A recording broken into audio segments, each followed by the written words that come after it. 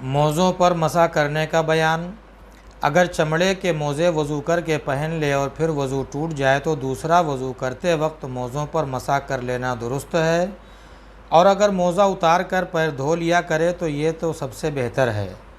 اگر موزہ اتنا چھوٹا ہو کہ ٹخنے موزے کے اندر چھپے ہوئے نہ ہوں تو اس پر مسح درست نہیں۔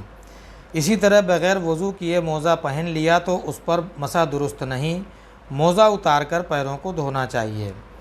مسافرت میں 3 دن 3 رات تک موزوں پر مسح کرنا درست ہے، اور جو مسافرت میں نہ ہو اس کو 1 دن اور 1 رات تک مسح درست ہے، اور جس وقت وضو ٹوٹا ہے اس سے 1 دن رات یا 3 دن 3 رات کا حساب کیا جائے گا۔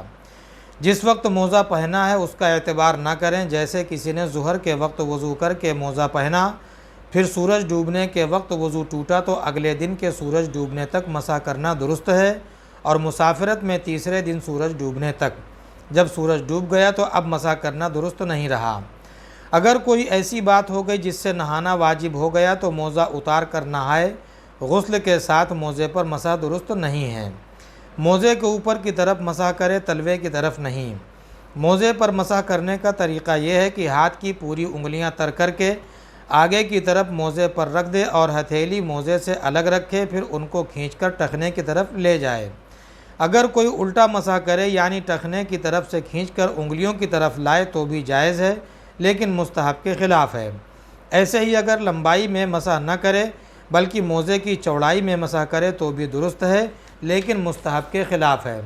اگر تلوے کی طرف یا ایڑی پر یا موزے کے اگل بغل مسح کرے تو یہ مسح درست نہیں ہوا۔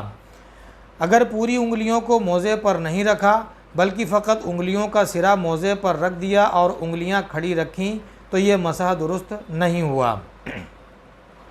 مسح میں مستحب تو یہی ہے کہ ہتھیلی کی طرف سے مسح کرے، اور اگر ہتھیلی کے اوپر کی طرف سے مسح کرے تو بھی درست ہے۔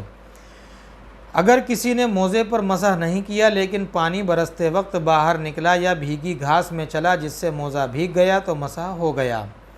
ہاتھ کی 3 انگلیوں بھر ہر موزہ پر مسح فرض ہے، اس سے کم میں مسح درست نہ ہوگا۔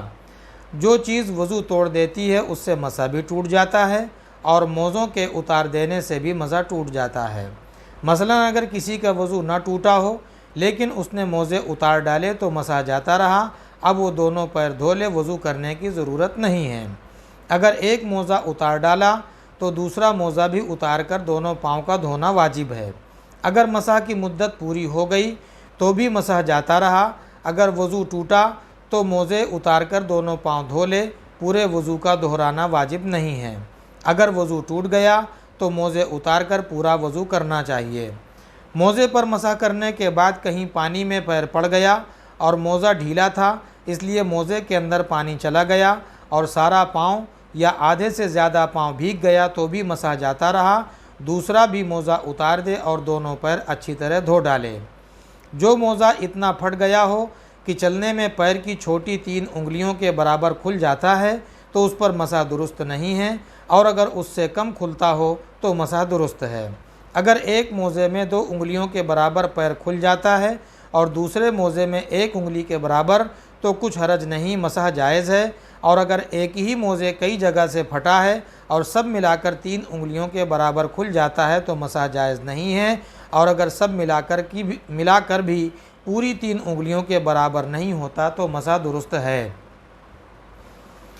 کسی نے موزے پر مسح کرنا شروع کیا اور ابھی 1 دن رات گزرنے نہ پایا تھا کہ مسافر ہو گیا تو 3 دن 3 رات تک مسح کرتا رہے۔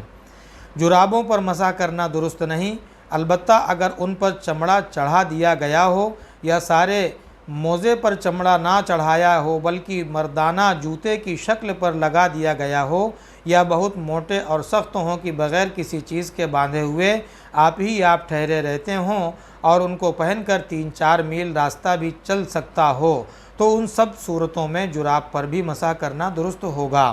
برقع اور دستانوں پر مسح درست نہیں ہے۔ بوٹ پر مسح کرنا جائز ہے بشرطے کہ پورے پیر کو ماٹخنوں کے چھپائے اور اس کا چاک تسموں سے اس طرح بندھا ہوا ہو کہ پیر کی اس قدر کھال نظر نہ آئے جو مسح کو مانع ہو۔ کسی نے تیمم کی حالت میں موزے پہنے ہوں تو جب وضو کرے تو ان موزوں پر مسح نہیں کر سکتا، اس لیے کہ تیمم طہارت کاملہ نہیں ہے۔ غسل کرنے والے کو مسح جائز نہیں، خواہ غسل فرض ہو یا سنت، یعنی اس طرح پر کہ پیروں کو اونچا رکھ کر خود بیٹھے اور باقی جسم کو دھوئے اور پیروں پر مسح کر لے، یہ درست نہیں ہے۔ معذور کا وضو جیسے نماز کا وقت جانے سے ٹوٹ جاتا ہے، ویسے ہی اس کا مسح بھی باطل ہو جاتا ہے، اس کو موزے اتار کر دھونا واجب ہے۔